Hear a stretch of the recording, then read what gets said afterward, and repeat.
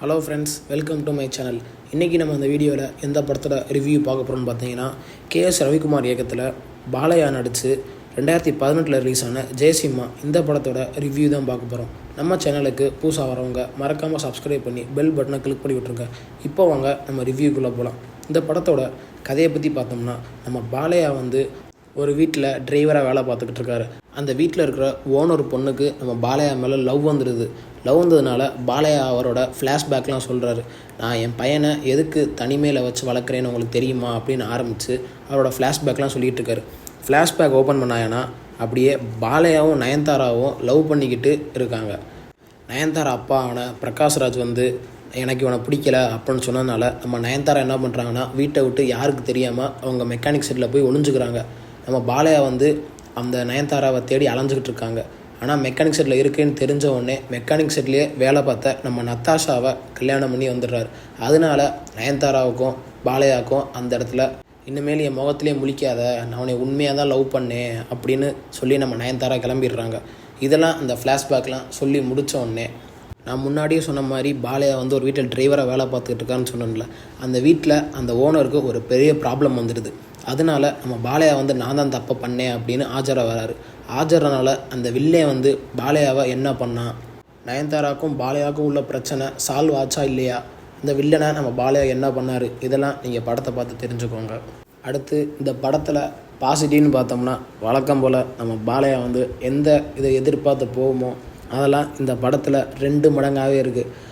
Fight சீன்லாம் வேறு லெவலில் காமிச்சிருக்காங்க. அதுலேயும் ஒரு ஃபைட் சீன்லாம் ஒரு பால் டப்பா கார் கடியில் போனதுனால நம்ம பாலையா ஒரு கையிலேயே அந்த காரை தூக்கிட்டு வேறு லெவலில் பண்ணுவாப்பில். அதில் ஒரு டைலாக்லாம் பேசுவாப்பில். அந்த டைலாக்லாம் வேறு லெவலில் இருக்கும். அடுத்து போலீஸ் ஸ்டேஷன் வாசலில் வச்சு ஒரு டைலாக் பேசுவாப்பில். லென்த்தாக ஒரு டைலாக் பேசுவாப்பில். எனக்கு தெரிஞ்சதை மட்டும் தான் நான் பேசுவேன், எனக்கு வேறு ஒன்றும் தெரியாது அப்படின்னு ஒரு டைலாக் பேசுவாப்பில். அதெல்லாம் பேசிக்கிட்டே இருப்பாப்பில். ஒரு 4 நிமிஷம் பேசுவாப்பில் தொடர்ந்து.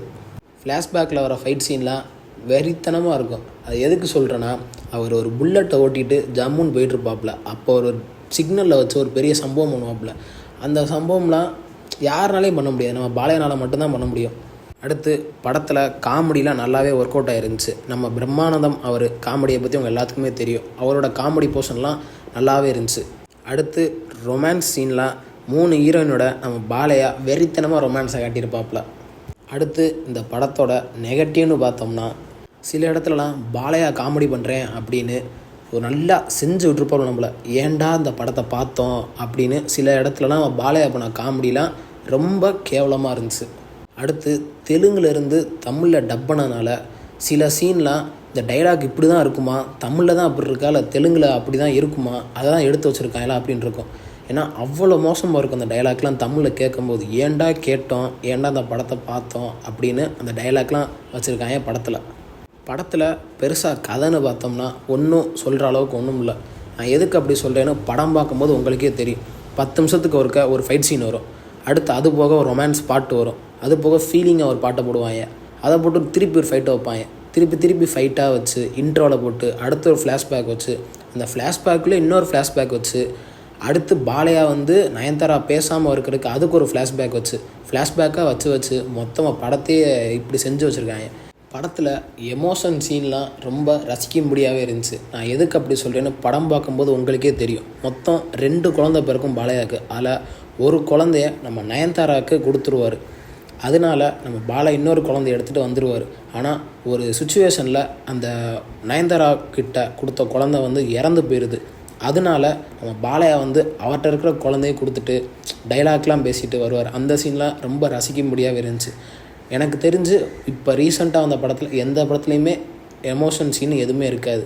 ஏன்னா எமோஷன் சீனுக்கும் பாலையாவுக்கும் ரொம்ப தூரம்.